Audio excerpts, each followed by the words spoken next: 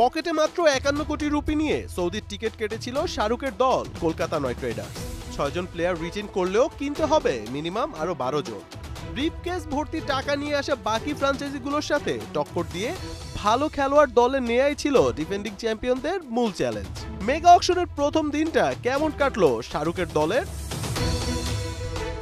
প্রথম দিনের নিলাম শুরু হওয়ার প্রায় 3.5 ঘন্টা পার হয়ে গেলেও চুপ ছিল কেকেআরের টেবিল। টাকা ছিটিয়ে মার্কি প্লেয়ারদের নিয়ে যে টানাটানি চলছিল তার নীরব দর্শক ছিল গেলোবারের চ্যাম্পিয়নরা। কিন্তু সব জোশ যেন লুকিয়ে রেখেছিল ভেনকাটেশ আইয়ারের জন্য।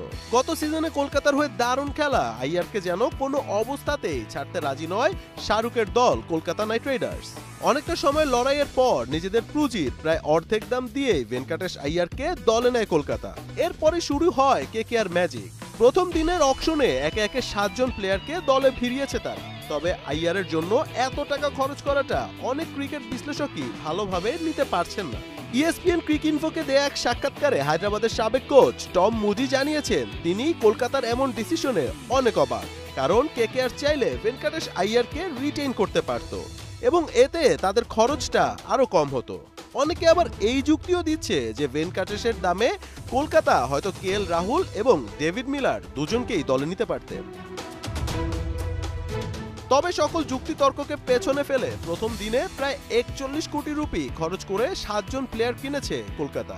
2 বিদেশি হার্ড হিটার এবং দুর্দান্ত wicket keeper batsman Quinton de Kock ও রহমানুল্লাহ গুরবাজকে দলে নিয়েছে তারা।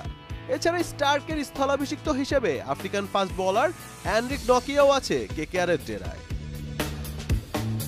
প্রথম দিনের শেষ প্লেয়ার হিসেবে লোকাল মার্কান্দেকে নিয়ে লেগ স্পিনার কোটাও পূরণ করেছে কলকাতা।